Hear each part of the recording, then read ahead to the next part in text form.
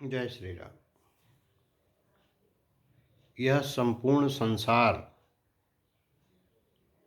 परमात्मा स्वयं ही है। माने परमात्मा स्वयं ही यह संपूर्ण संसार है।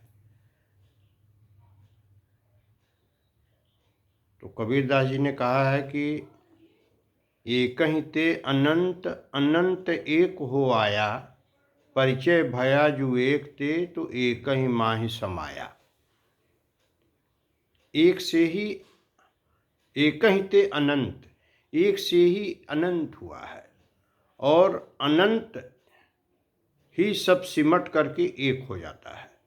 जब उस एक से परिचय हो जाता है तो उसी एक में ही समा जाता है, एक ही रह जाता है। मध्य में भी अनेक दिखते हुए भी वह एक ही है। ऐसा एक है जो अनंत है, एक के बाद दो, गिनती वाला एक नहीं। तो हम वासना से प्रेम की तरफ बढ़ते हैं। जब वासना माने संसार, प्रेम माने परमात्मा, भौतिकता माने संसार, आध्यात्मिकता माने परमात्मा।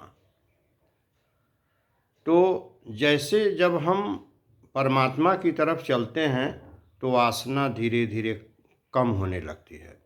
कम होते होते होते वासना नष्ट हो जाती है और प्रेम की पराकाष्ठा प्राप्त होती है। वह प्रेम की पराकाष्ठा ही परमात्मा है।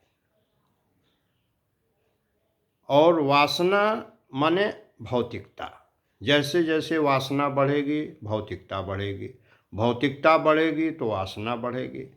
तो हम इसी संसार में फंस के रह जाएंगे।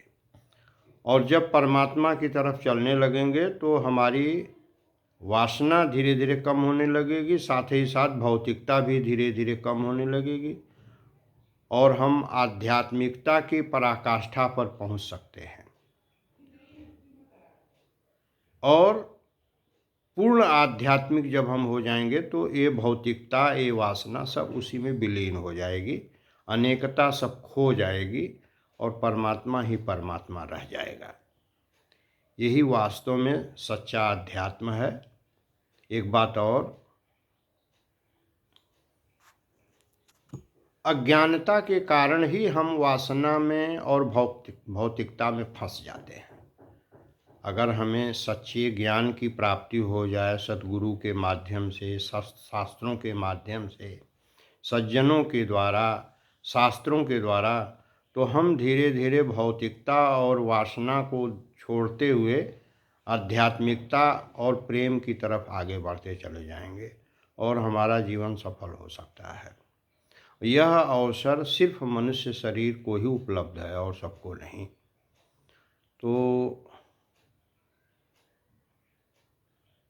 एक बात और कि जैसे समुद्र में लहरें उठती हैं, लहरें यदि अपने को लहरें न माने, समुद्र माने तो क्या हर्जा है। वो तो अपनी अज्ञानता के कारण अपने को लहर मान रहे हैं। वास्तव में अगर वो लहर अपने को न माने तो ये समुद्र ही है। तो अपने को समुद्र मान लें तो उनका उद्धार हो जाए, और अपने को लहर माने हैं तो संघर्ष है। जय श्री राम।